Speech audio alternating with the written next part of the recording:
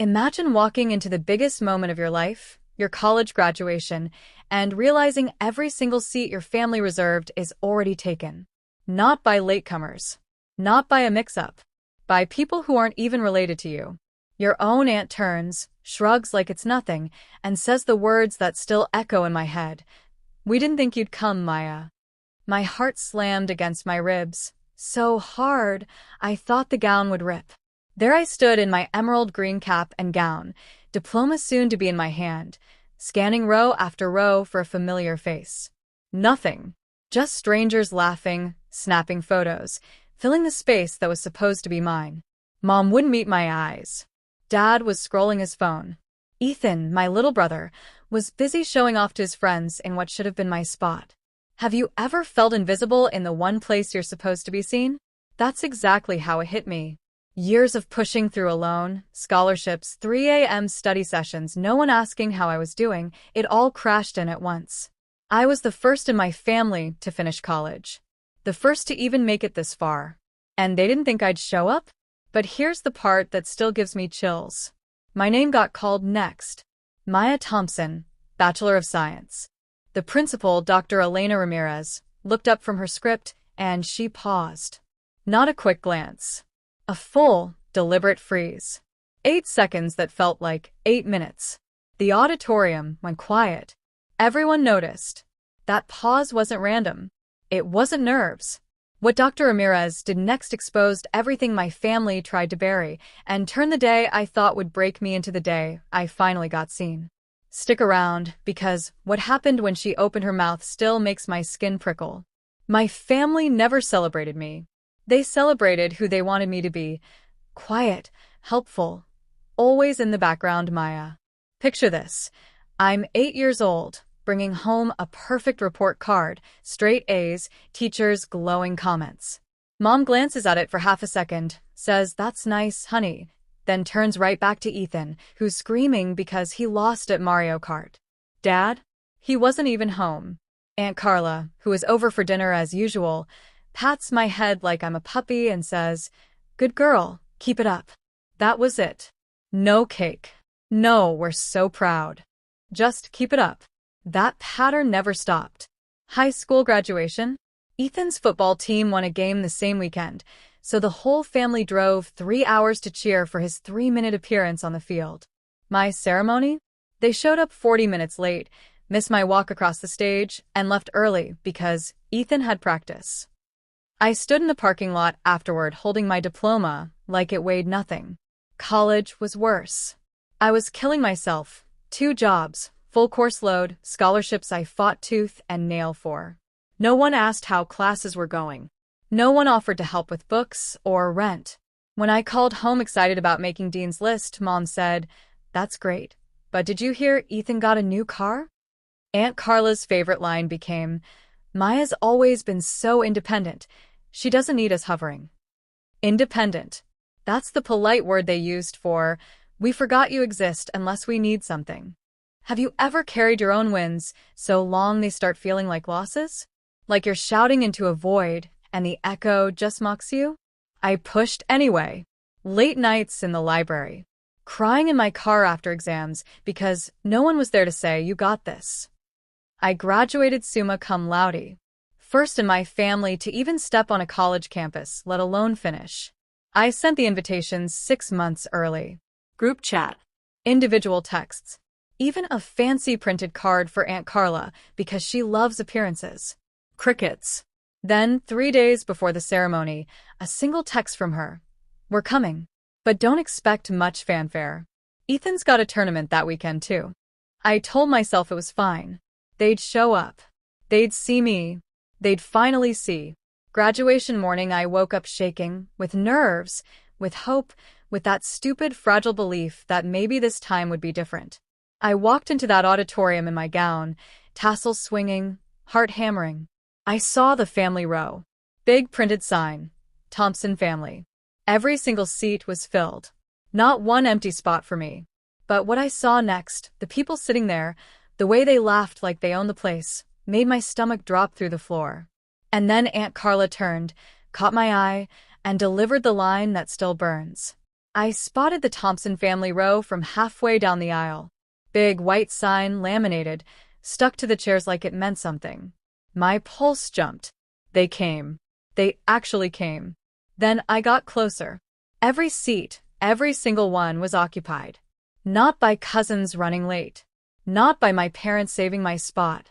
By Aunt Carla's church ladies in their Sunday hats. By two of Ethan's high school buddies still wearing team jerseys.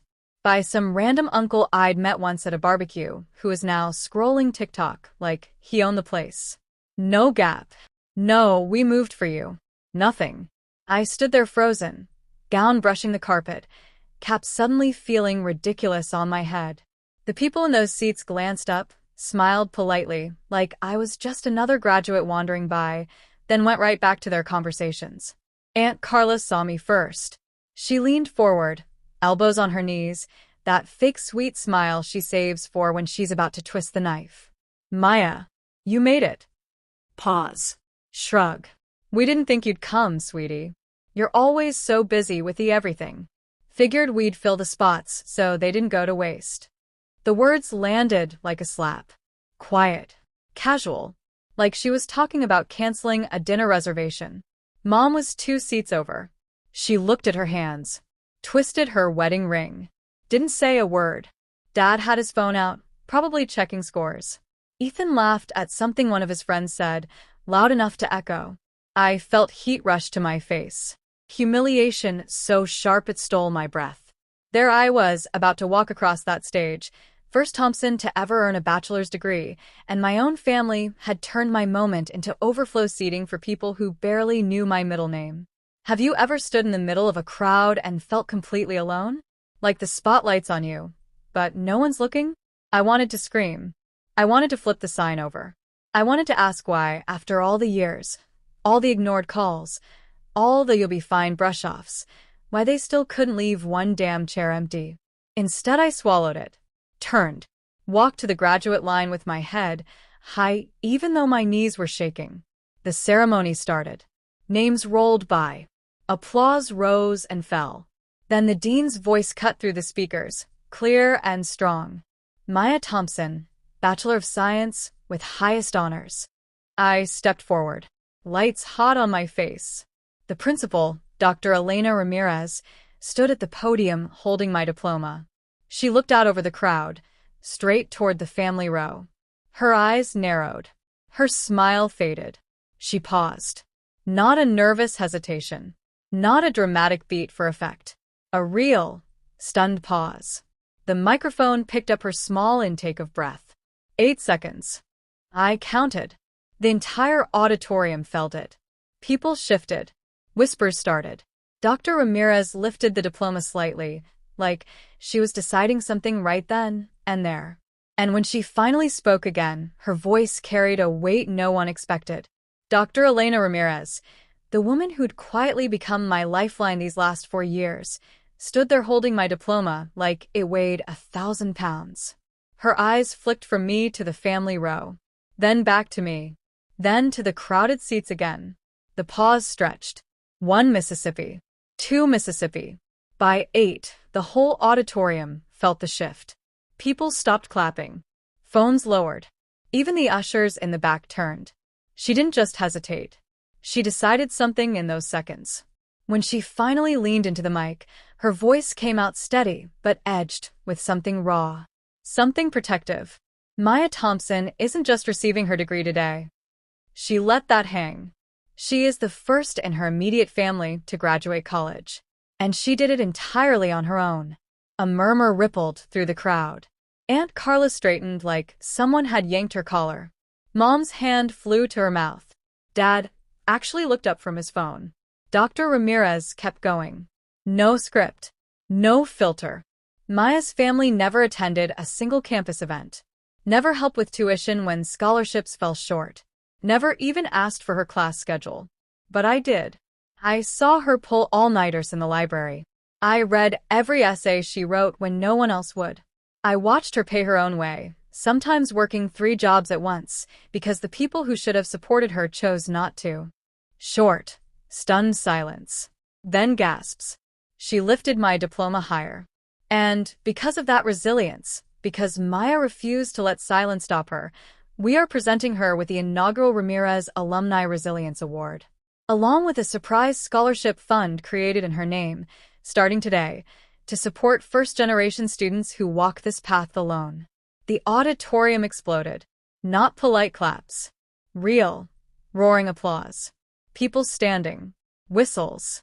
Strangers cheering like they knew my story. I walked across the stage in a daze. Tears burning. Legs shaking. Dr. Ramirez hugged me. Quick. Fierce. Then whispered just for me. You were never invisible. Not to us. I took the diploma. Turned to face the crowd. And for the first time in my life, the family row looked small. Tiny. Out of focus. Aunt Carla's face was red. Mom was crying, silent, ugly tears. Ethan stared at his shoes. But the real bomb hadn't dropped yet.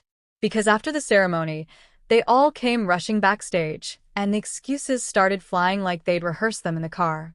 The ceremony ended in a blur of caps flying and cheers echoing off the walls.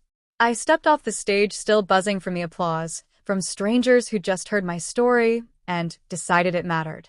Dr. Ramirez squeezed my shoulder one last time before I headed backstage to grab my things. That's when they came. All of them, rushing through the side door like they'd been waiting for the spotlight to shift back their way. Aunt Carla led the charge, arms wide like we were in a Hallmark movie. Maya. Oh, honey, we're so proud. Her voice was too loud, too bright, the same tone she used when she wanted something forgiven fast. Mom followed, eyes red and puffy. She reached for me. I didn't know. We didn't realize how much. She stopped. Couldn't finish. Dad hung back, hands in his pockets. Mumbled something about busy work schedules and didn't want to crowd you. Ethan just stood there, arms crossed, looking anywhere but at me. I let them talk. Let the excuses spill out like water from a cracked pipe. Aunt Carla. We were joking earlier. You know how I am, always teasing. We saved the seats because we thought you'd be running late with your important graduate things. Mom. Baby, I should have said something. I was just overwhelmed. But look at you now. That award? That fund? We're so proud. Dad. Never got the full picture. Thought you had it handled. Handled. There it was again. That word they loved. Like I'd chosen to do it all alone, because I preferred it. I stood there in my gown, diploma still warm in my hand, and felt something finally snap, not in anger, but in clarity. I looked at each of them. Really looked. Have you ever wondered, I said quietly, what it feels like to hear your name called and know no one who shares your blood is clapping for you? To build an entire life while the people who raised you act like it's a hobby. Silence. Thick. Uncomfortable.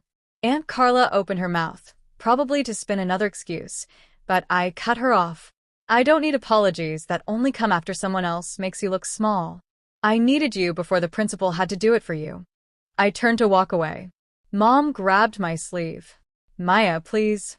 We can fix this. Family pictures? Dinner tonight? We'll celebrate properly. I looked down at her hand, then back at her face. You had 4 years to celebrate properly. You chose not to. I'm choosing the same now. I pulled away gently, walked toward the exit where Dr. Ramirez waited with a group of professors and a few classmates who'd actually shown up for me every semester. Behind me, I heard Aunt Carla hiss to Mom. She's being dramatic. She'll come around. But I didn't look back.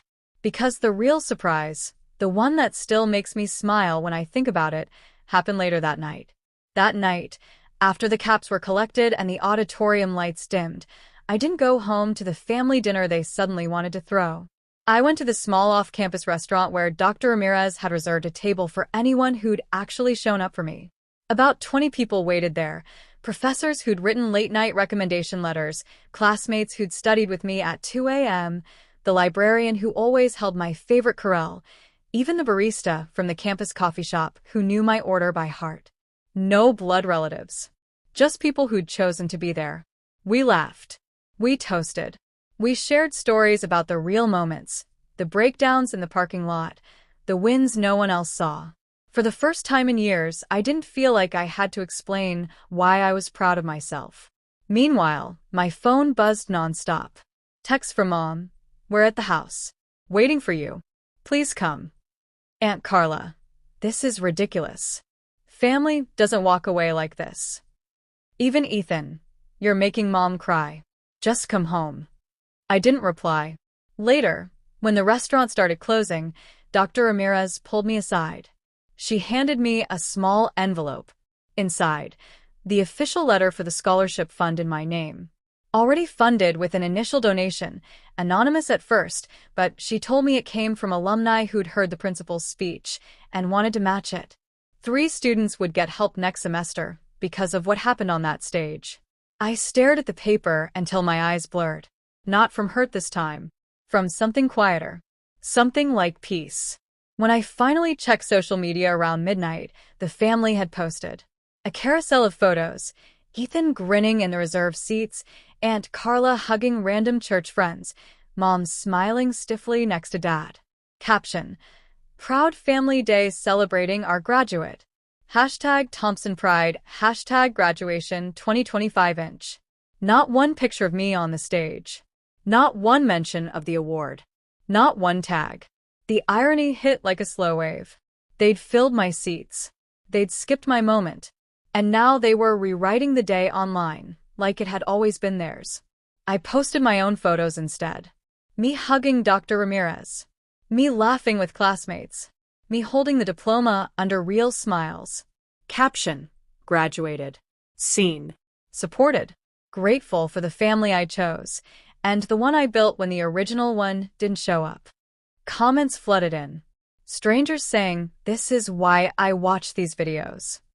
People sharing their own stories of being the overlooked sibling, the first-gen kid, the one who carried it alone. But the biggest twist? The next morning, my inbox had 3 emails from high school counselors. They'd seen the viral clip of Dr. Ramirez's speech. Someone recorded it, posted it, and it was already at 400,000 views. All 3 wanted to nominate more of their students for the Maya Thompson Resilience Fund. What started as the worst day of my life was quietly becoming something bigger than me. And my family? They still haven't apologized without excuses attached.